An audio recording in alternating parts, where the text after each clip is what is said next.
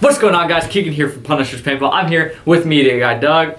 Today we're doing a comparison video of the Shocker amp and the LV1.6. So, obviously these are two very popular guns. We are really hoping you guys enjoy this video. We're going to do our best to bring you everything that we know about these guns. If you happen to like the video, make sure that you drop a like below, subscribe to the channel. There will be a link in the description to pick up either of these bad boys, and we will catch you after the intro.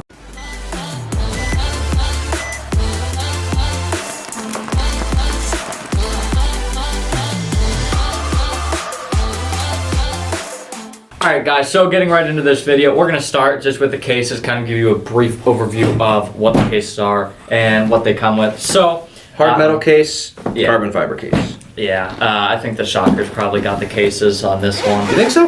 Yeah. Well, you're not going to fight me on that one? I'm not going to fight you on that one. I guess it doesn't dent as easily. The metal is definitely super durable, but... Yeah, it damages easily.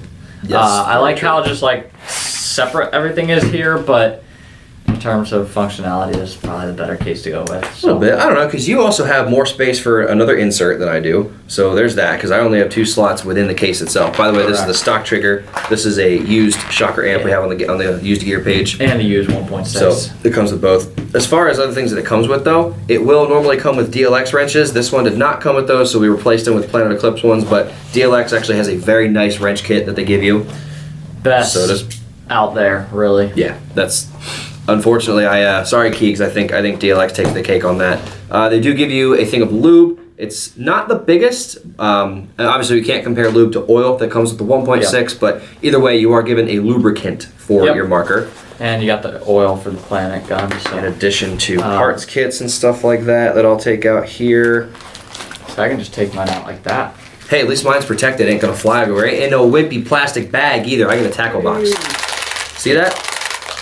Yeah, there definitely is more parts here, but from what I've heard, DLX and Shocker, same company if you guys didn't know that, they use much higher quality O-rings, so their O-rings will actually are meant to last pretty much a lifetime on the gun. Bitch.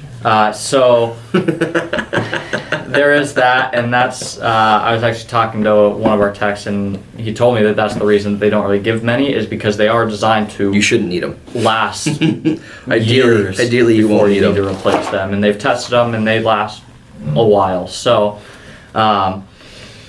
this is the spot where your gun's gonna go. Yeah, this is space for extra trigger if you have a second trigger, like with this one, if you lose the case or whatever. But yeah, really not too much difference here.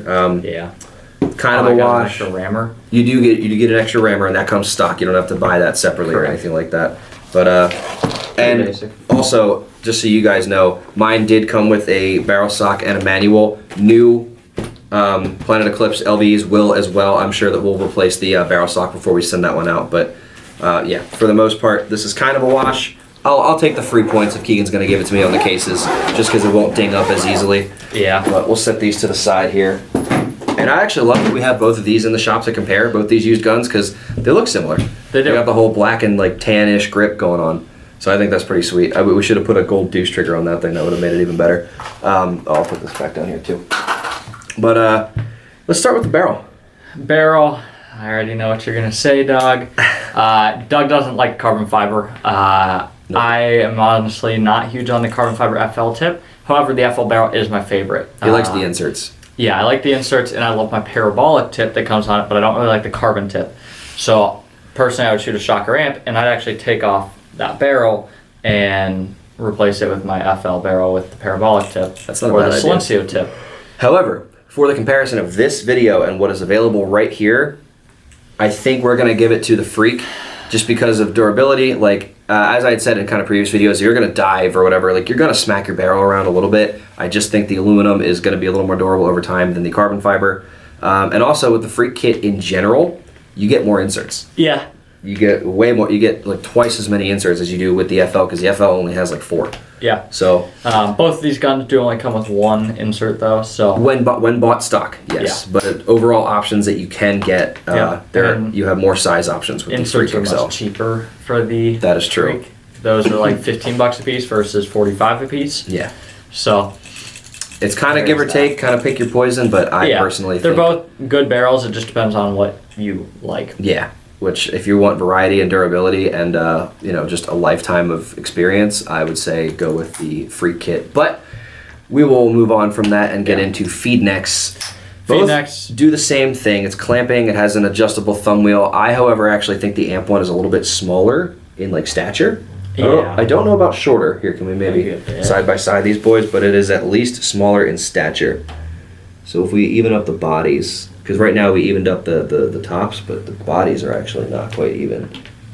Here, just grab the barrels. Okay. Yeah. Maybe slightly shorter. I would even call that a wash. Yeah. So really, mine is thinner though. There is less material on the amp. Joel's feed neck. You're telling me that the LV is the biggest gun out there? LV's not the biggest gun out there. We know it's the Diem 3 Plus. Fucking chonker. Yeah. But yeah, so that's a wash. That's a wash. There's no points being awarded for that one. Yep. What next, Keith? Let's go eye covers. Neither are covers. toolless. Neither are toolless, and they do the same thing. The Planet ones are a bit easier to get off.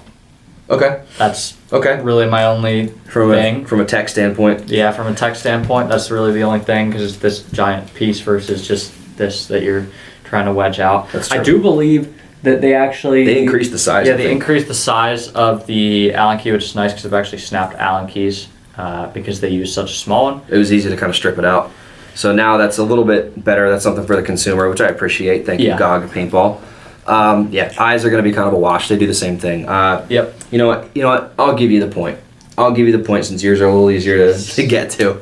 But still not toolless. And let's just hit with the grips themselves, like the actual rubbers, also not toolless for either of these guns. And they're at totally different price points, but I feel like they're where the equality is in the popularity. People have loved Shocker for a long time. People have loved the Ego platform for a long time. So while they are not exactly price comparable, I think that just with their popularity, there's a really good reason to do a comparison. And I don't know, man, for the price, $900 versus $1,400, neither has toolless grips or eye covers.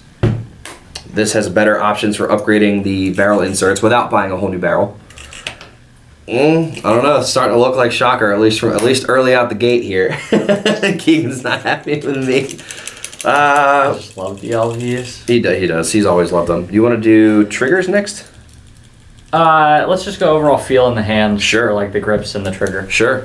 LV is going to feel like just any standard LV. They didn't really change anything with the grips or anything like that. Grips are actually exactly the same, and the trigger is the same one that comes on the LV 1.5, I believe. So they didn't change anything there. So it's going to feel the same as those. Feels great in the hands. It is a bit bulkier than the Shocker. Yeah. So if you wouldn't mind, Keegan, holding yours kind of like mine, where we can see this. So if you look at total distance, like front to back, right here on the actual back grip frame, that's a lot longer. And this matches, I believe, pretty well to the like 170R grips with how just wide those are front to back. It to just me, they feels actually feel a bit different. Yeah.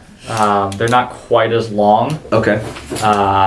So I kind of feel like they're similar. I don't shoot Planet Eclipse all the time. From having used them a little bit, it feels similar to me, but regardless of that, this is still going to be way more narrow. And with the foregrip as well, this is a very narrow foregrip, easy to hold on to. You do have the option of putting on thicker grips, as from like a Shocker XLS or whatever. So that is an option as well. I don't mind the thinner though, because I just feel like I can really get in there and hold on to it well. The AT pipe argument, I do think it's a little annoying. I wouldn't probably encounter it too much, but just on the off chance, if I'm trying to switch hands and something weird happens and I catch it here and send the gun flying out of my hand, I don't know. It's again kind of a one-off. It's not going to get you every time, but I can appreciate that it's not even a question or a factor with the Shocker amp. Keegan, what do you think of the ergonomics of the amp?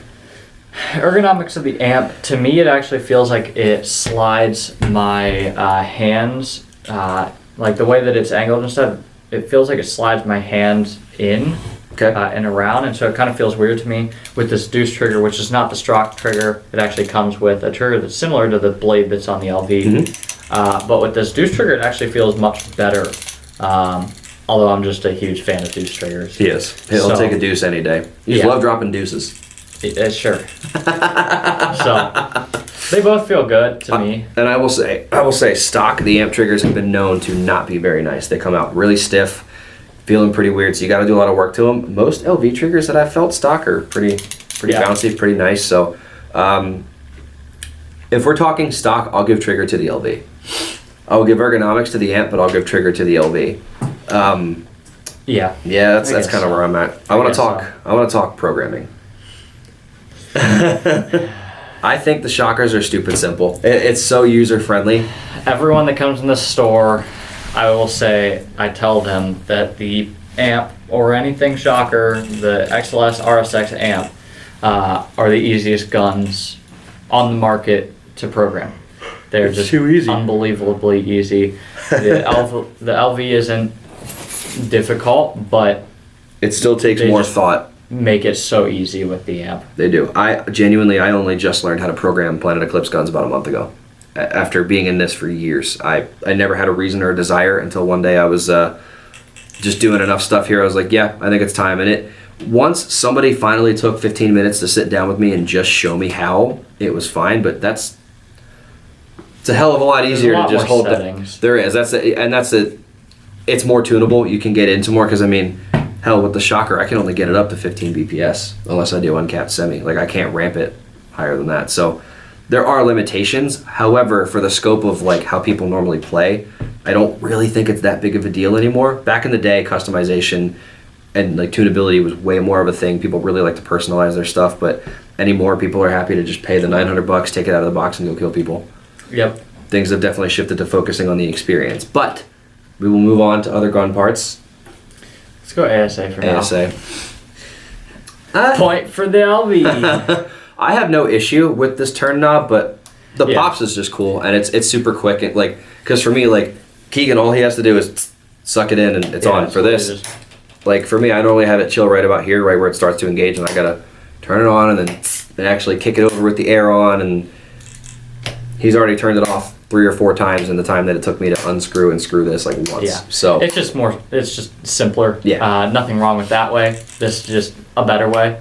I will say though, the ASA in general is way smaller on this. This is way smaller of a profile, but that's just kind of the ethos of the gun is just being small versus the LV doesn't really care about that so much, and that's fine. There's different preferences for everybody. Yeah. So, but ASA, I will give a point to the LV.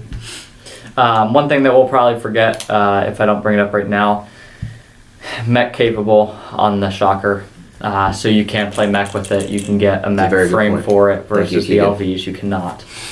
So if you want to take the LV to go play mech, you got to set it to 5 BPS. Sorry. Yeah. I don't make the rules. 5. Oh, 5. Depends where you go, I guess. That extra 0.5 just matters, doesn't it? Yeah. But yeah, no, he is completely right. The mech capability really opens up the possibilities for what you can do. Just more events you can go to and actually compete in. So that is huge. Huge. Definitely. Last thing we'll probably bring up is the bolt system. Amp core.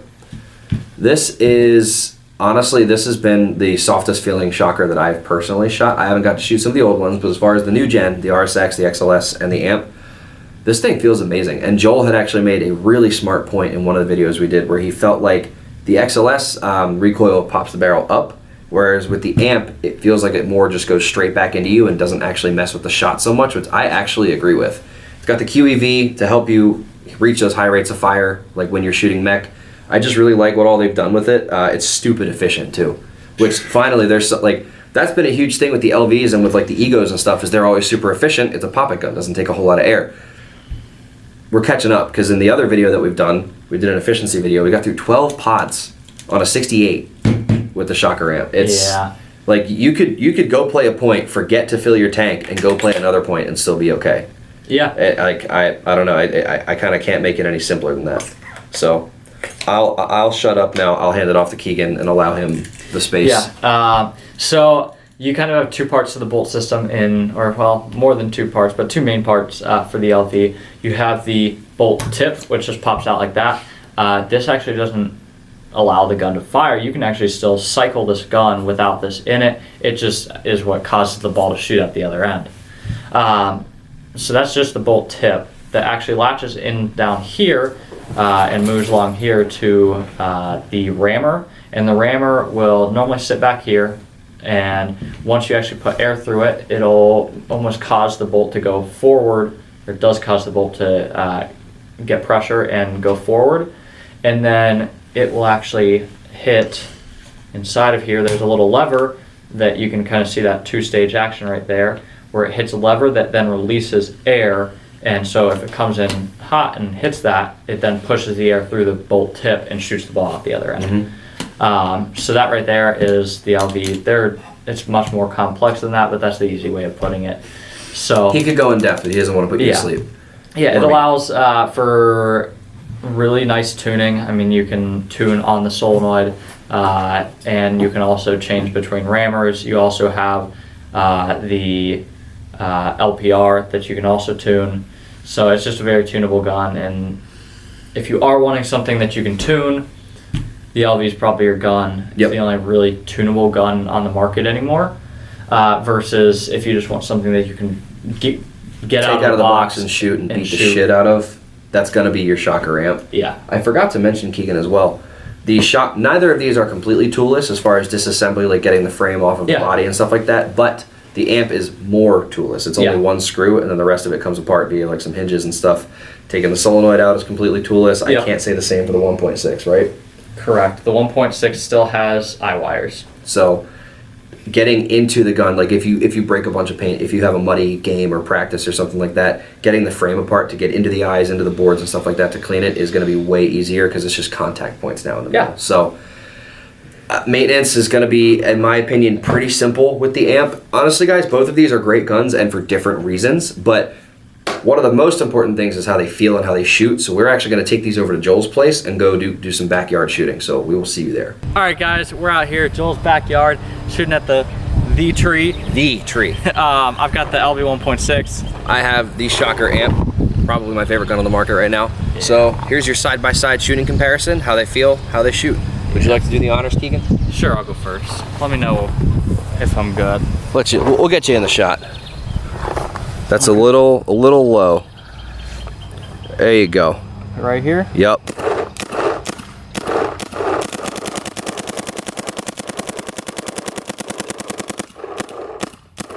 Let me back her up a bit. Yep, let's get you, come over top of it a little bit more. There you go, let her rip.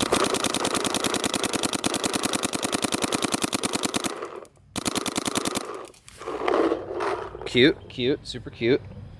All right. I think you were about here, right? Yeah.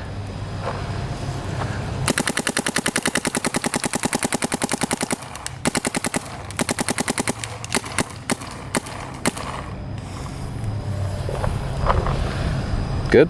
A bit lower. There you go.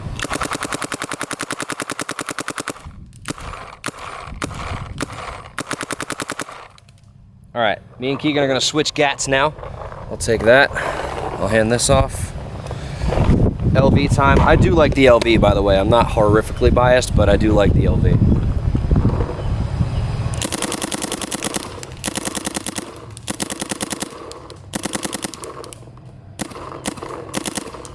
This is always such a tough comparison.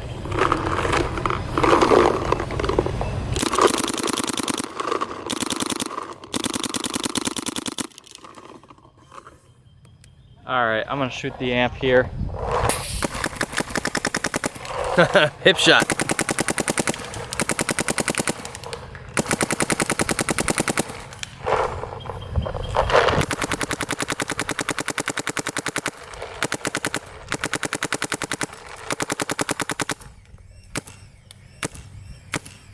All right there, killer. You're shooting her dry. All right, got 2 shots. All right, so I mean, honestly, it's pretty close, and I could actually see myself like really changing it up kind of by the day. Both of them are super soft in their own way, and it's funny because in a previous video we were talking about how the F1 feels super clacky compared to the LV1, but I think compared to the amp, the LV feels clacky just because there's way more, I guess, like mechanics and moving pieces. Yeah, it's a dunk. That's a good word for it. A really nice shooter though. Like honestly, I'm having as I'm shooting them side by side, I'm having a tough time picking which one I super prefer. Yeah. Both are super nice, but I mean for me, I'd probably go with the amp just because I'm familiar with it. I'm a Shocker person, and I really like that I can get into it and not have to deal with eye wires, and it's like toolless with it after one screw taking the body apart. But Keegan? Yeah, I agree with that. However, I think I choose the LV just because the ergonomics and the tunability. Yeah. This front grip is small for me, and the ergonomics aren't great for me. They're just not how I like them. So, how about the shot itself? If you had to describe the shot on the amp, not as poppy as the XLS. Yeah. Not as thunky as that. The LV, it's a tough call shot-wise between the two. And both are going to be very comparably efficient. We could probably even do a side-by-side efficiency video if we really felt like shooting like 4 cases of paint in one day. But yeah, these are both solid shooters, and really, if it's coming down to dollars, I mean, the amp is $500 less than this, so if it's really all it comes down to, you will not have a bad time with either gun. But if you have the extra money and you want something that's got, actually, I'm going to correct myself. I was going to say if you want something that's got a lot of legacy, but the Shocker's got a lot of legacy behind it too. So really, look into old stories and old teams that used to shoot both of them and kind of see which one identifies with you more. That's very much a personal choice. But if it's coming down to cost and the features that you get, I'm going to say the Shocker amp is going to take that. But I'll agree with that. Yeah, for once he'll agree with me. But thank you guys for watching this video today. Really hope you loved it. These guns will both be available in the description below. Make sure to like, comment, and subscribe to the channel, and we'll catch you next time.